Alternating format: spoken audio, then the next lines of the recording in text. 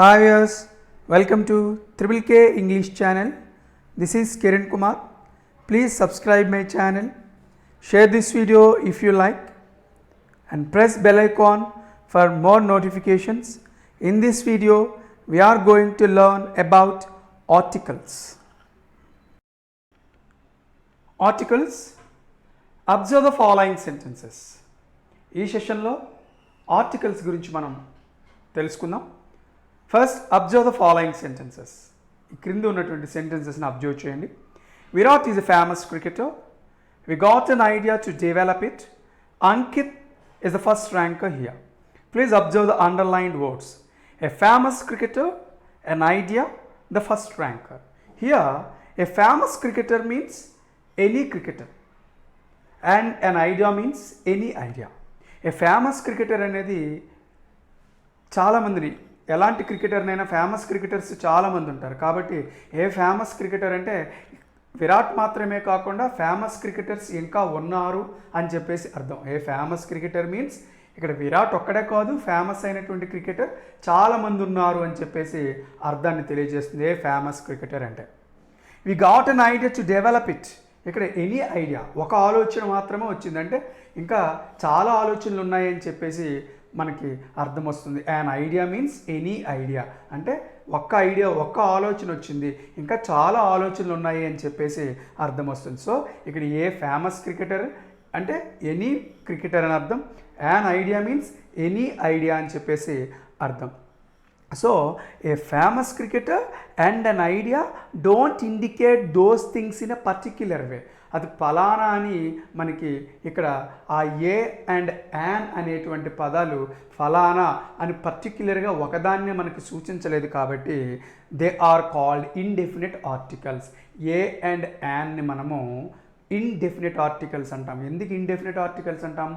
Indefinite articles అంటే అర్థం ఏంటంటే అవి ఫలానా అని ఒకదానినే సూచించవు, దేనినైనా సూచిస్తాయి. ఏ క్రికెటర్ మీన్స్ ఎనీ క్రికెటర్ అని, an idea means any idea అని, ఏ బుక్ మీన్స్ ఎనీ బుక్ అని, ఇలా మనకి డెఫినెట్గా సూచించవు కాబట్టి, పర్టిక్యులర్గా సూచించవు కాబట్టి వాటిని మనం ఇండెఫినిట్ ఆర్టికల్స్ అంటాం. ఏ అండ్ యాన్ అనేటువంటి పదాలను మనము ఇండెఫినిట్ ఆర్టికల్స్ అని చెప్పి చెప్తాం. Look at the third sentence. The first ranker. Ankit is the first ranker here. The first ranker means ఇక్కడ అంకిత్ ఒక్కడే ఫస్ట్ ర్యాంక్ సాధించిన వాడు. ద ఫస్ట్ ర్యాంకర్ అంటే అతను ఒక్కడే. In case Ankit is a first ranker అన్నాం అనుకోండి, అతను ఒక్కడే కాదు ఇంకా ఫస్ట్ ర్యాంకర్స్ ఉన్నారు అని చెప్పేసి మనకి అర్థం వస్తుంది. The first ranker means particularly we are speaking about Ankit. Ankit ఒక్కడే ఫస్ట్ ర్యాంకర్ కాబట్టి ఇక్కడ ది అనేది పర్టిక్యులర్గా ఎవరి గురించి అయితే చెప్తున్నామో దాన్నే సూచిస్తుంది కాబట్టి దాన్ని మనం డెఫినెట్ ఆర్టికల్ అంటాం. The first ranker indicates only about Ankit. It indicates in a particular way. So it is called definite article. ఇక్కడ ద ఫస్ట్ ర్యాంకర్ అనేది కేవలం అంకిత్ ఒక్కడే ఫస్ట్ ర్యాంకర్ అని అంకిత్ గురించి మాత్రమే చెప్తుంది. పర్టిక్యులర్గా ఎవరి గురించి అయితే మనం మాట్లాడాలో ఆ ది అనే పదం మనకి తెలియచేస్తుంది. So it is called definite article. దీన్ని మనము డెఫినెట్ ఆర్టికల్, ది అనే పదాన్ని డెఫినెట్ ఆర్టికల్ అంటాము. Okay, right. Articles are two types. Articles are two types, indefinite articles and definite article. Indefinite articles అంటే ఏంటి అనేది మనము ఈ పేజ్లో మనం చెప్పుకోవటం జరిగింది. ఏ అండ్ యాన్ పర్టిక్యులర్గా దేనిని వేటిని అవి సూచించవు కాబట్టి వాటిని మనం ఇండెఫినిట్ ఆర్టికల్ అని చెప్పేసి చెప్తాం. ఏ అండ్ యాన్ అనే రెండు పదాలని కూడా ఇండెఫినిట్ ఆర్టికల్స్ అంటాం. డెఫినిట్ ఆర్టికల్ అంటే ది అనే పదాన్ని డెఫినెట్ ఆర్టికల్ అని చెప్తాం. ఈ ది అనే పదం కూడా ప్రొనౌన్స్ చేసే విధానము డిఫరెంట్గా ఉంటుంది. ఎక్కడ మనము చాలాసార్లు మనం అబ్జర్వ్ చేసే ఉంటాం, ది అని కొంతమంది చదువుతూ ఉంటారు, ద అని కొంతమంది చదువుతూ ఉంటారు. ఇక్కడ పర్టికులర్గా మనం తెలుసుకోవాల్సింది ఏంటంటే before consonant sounds it is pronounced as the, before vowel sounds it is pronounced is the. Consonant sounds ముందర ఈ టీహెచ్ఏ అనే డెఫినెట్ ఆర్టికల్ వచ్చినట్లయితే దాన్ని ద అని చదవాలి. వావల్ సౌండ్స్ ముందర ఈ డెఫినెట్ ఆర్టికల్ వచ్చినట్లయితే దీన్ని ది అని మాత్రమే మనం చదవాలి. ఓకే, సో ఈ విధంగా ఆర్టికల్స్ అనేవి టూ టైప్స్గా ఉంటాయి, indefinite articles, definite articles. Indefinite articles అంటే a and an, and definite article అంటే the. In this session we are going to learn about uses of indefinite article.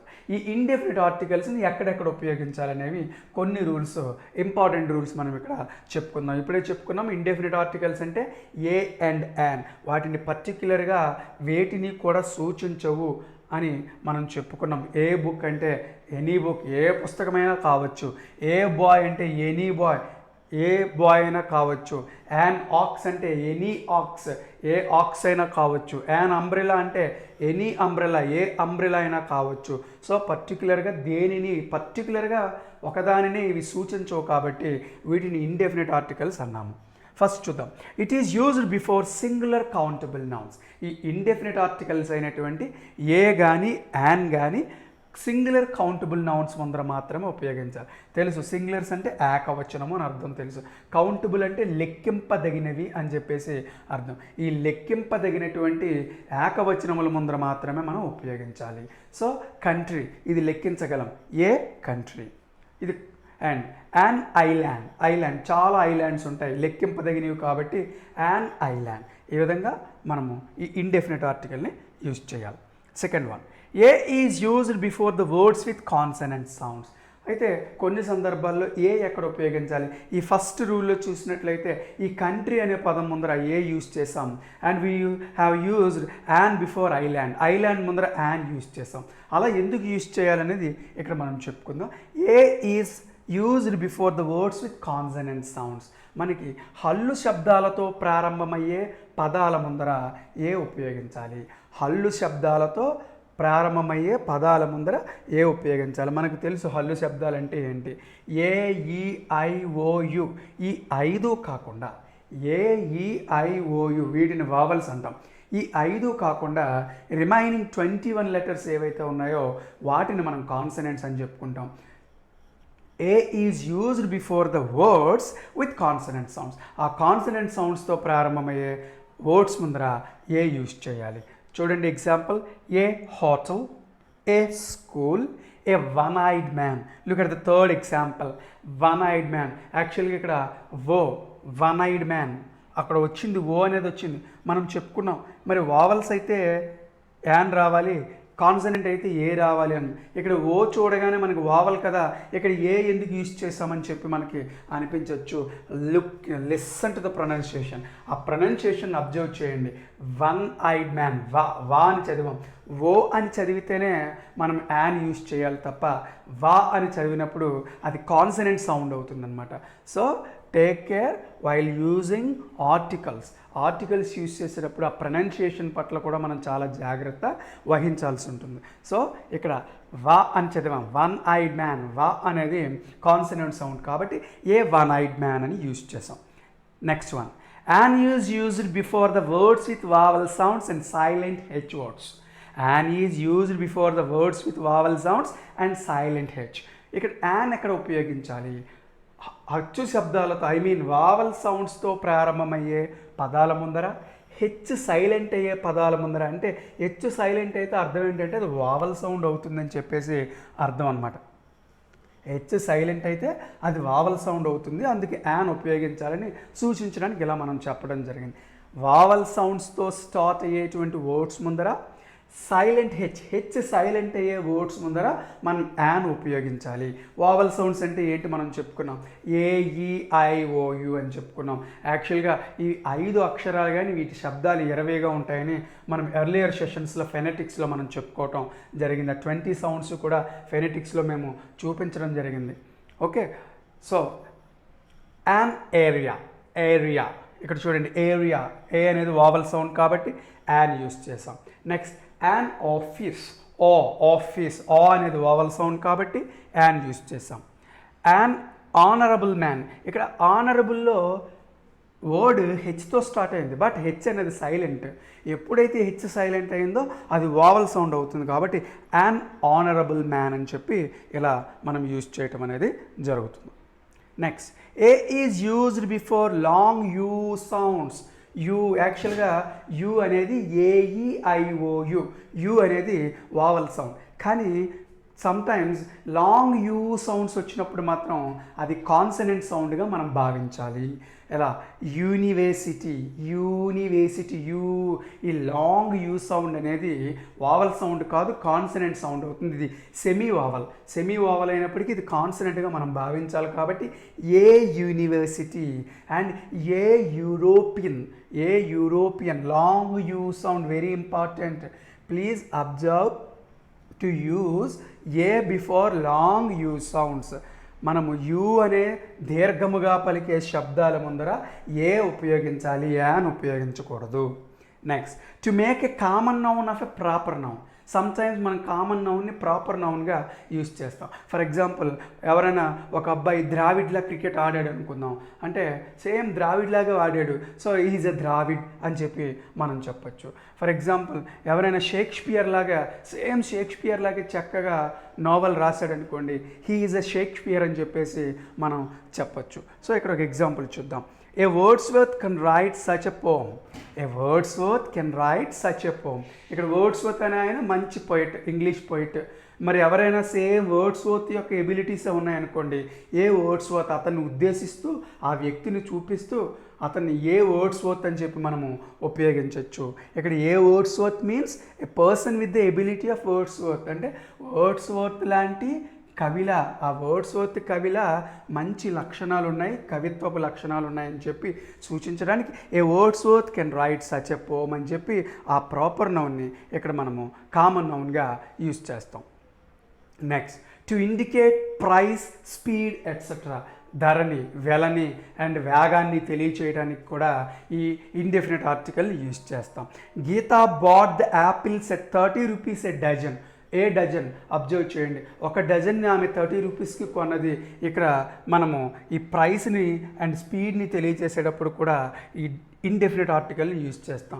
ఈ డజన్ అనేటప్పుడు ఇక్కడ డజన్ డా అనేది కాన్సనెంట్ సౌండ్ కాబట్టి ఏ యూజ్ చేస్తాం. అక్కడ ప్రైస్ని స్పీడ్ని తెలియజేసే వావల్ సౌండ్ వస్తే యాన్ యూజ్ చేస్తాం.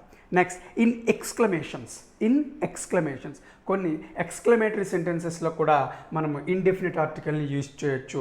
వాట్ ఎ పిటీ అబ్జర్వ్ చేయండి, ఏపిటీ వాట్ ఎ పిటీ అనొచ్చు. And what a beautiful sight, అబ్బాయి అంత అందంగా ఉంది ఈ దృశ్యం, ఈ ప్రకృతి దృశ్యం అంత అందంగా ఉంది అనడానికి వాట్ ఎ బ్యూటిఫుల్ సైట్ అని చెప్పేసి కూడా మనం అనొచ్చు. ఇలాంటి సందర్భాల్లో ఇలాంటి ఎక్స్క్లమేషన్స్ యూజ్ చేసినప్పుడు మనము ఇండెఫినిట్ ఆర్టికల్ని యూజ్ చేస్తాం. ఇన్ కేస్ అక్కడ కాన్సనెంట్ సౌండ్ అయితే ఏ యూజ్ చేస్తాం, వావల్ సౌండ్ అయితే యాన్ యూజ్ చేస్తాం. నెక్స్ట్, బిఫోర్ అబ్రివేషన్స్ కొన్ని అబ్రివేషన్స్ ముందర కూడా, సంక్షిప్త పదాల ముందర కూడా మనము ఇండెఫినిట్ ఆర్టికల్ యూజ్ చేస్తాం. అనురాగ్ ఈజ్ యాన్ ఎమ్మెల్యే, ఇక్కడ MLA అనేది అబ్జర్వ్ చేయండి. యాక్చువల్గా ఎం అనేది మనకి కాన్సనెంట్ సౌండ్. మరి మనం అనుకోవచ్చు కాన్సనెంట్ సౌండ్ అయినప్పుడు ఏ యూజ్ చేయాలి కదా, యాన్ ఎందుకు యూజ్ చేసామని చెప్పి మనం అనుకోవచ్చు. బట్ వైల్ ప్రొనౌన్సింగ్ ఆ MLA అనే పదాన్ని అబ్రివేషన్ ఫామ్ కాబట్టి ప్రొనౌన్స్ చేసేటప్పుడు ఎం అంటే ముందర ఆ ఎం అనే పదంలో ఫస్ట్ మనం యా అనేది చదువుతున్నాం. ఆ యా అనేది వావల్ సౌండ్ కాబట్టి యాన్ యూజ్ చేయడం అనేది జరిగింది. Anurag is an MLA. In the same way MP ఇది కూడా వావల్ సౌండే. MBBS ఇది కూడా వావల్ సౌండే. అబ్జర్వ్ చేయగలరు మీరు. ప్రొనౌన్సియేషన్ చాలా important. Next, my sister was a BA student. ఇక్కడ మనం అబ్జర్వ్ చేయొచ్చు అబ్రివేషన్ ఫార్మ్స్ ముందర ఇండెఫినిట్ ఆర్టికల్ యూజ్ చేయాలన్నాం. బా అనేది కాన్సనెంట్ సౌండ్ కాబట్టి BA స్టూడెంట్ అని చెప్పి మనం యూజ్ చేయటం జరిగింది. Next, in certain similes and metaphors. Simile అంటే మనం తెలుగులో అలంకారములు అని చెప్పుకుంటాం, ఇంగ్లీష్లో కూడా అలా అలంకారములనే ఉన్నాయి, ఫిగర్స్ ఆఫ్ స్పీచ్. సిమిలి అంటే తెలుగులో మనము ఉపమా అలంకారం అంటాం. మెటాపా అంటే తెలుగులో మనము రూపక అలంకారం అంటాం. అలా సిమిలీస్ అండ్ మెటాపాస్ వచ్చినప్పుడు మనము ఇండెఫినెట్ ఆర్టికల్స్ని యూజ్ చేస్తాం. Bharati walks like a queen, ఇది ఇక్కడ simile. Bharati walks like a queen, so ఆమె ఒక రాణి వలె నడుస్తూ ఉంది అన్నాం. సో ఇక్కడ సిమిలి కాబట్టి ఏ క్వీన్ అని చెప్పేసి మనము యూజ్ చేయడం జరిగింది. It is a heaven for lunatics. ఇది తాగుబోతులకు స్వర్గము. లొనాటిక్స్ అంటే మనము తాగుబోతులు అని చెప్పేసి మనము చెప్తాం. ఇది మెటాపా రూపక అలంకారం అని చెప్పచ్చు. హెవెన్ హెచ్ సైలెంట్ అవ్వలేదు కాబట్టి ఏ యూస్ చేస్తాం. ఇలాంటి సందర్భాల్లో మనకి వావల్ సౌండ్ వచ్చినప్పుడు యాని యూస్ చేస్తాం. ఇక్కడ వచ్చిన కాన్సనెంట్ సౌండ్స్ కాబట్టి ఏ యూస్ చేస్తాం. After some prepositions like as, for, on and at. కొన్ని ప్రపోజిషన్స్ తర్వాత ఇక్కడ ఇచ్చాం కొన్ని prepositions as, for, on, at. ఇలాంటి ప్రపోజిషన్స్ తర్వాత కూడా మనం ఇండెఫినెట్ ఆర్టికల్స్ యూస్ చేయాలి. They don't do it as a rule. They don't do it as a rule. A rule అనేది మీరు యాజ్ తర్వాత ఇక్కడ ఇండెఫినెట్ ఆర్టికల్ని యూస్ చేయాలి.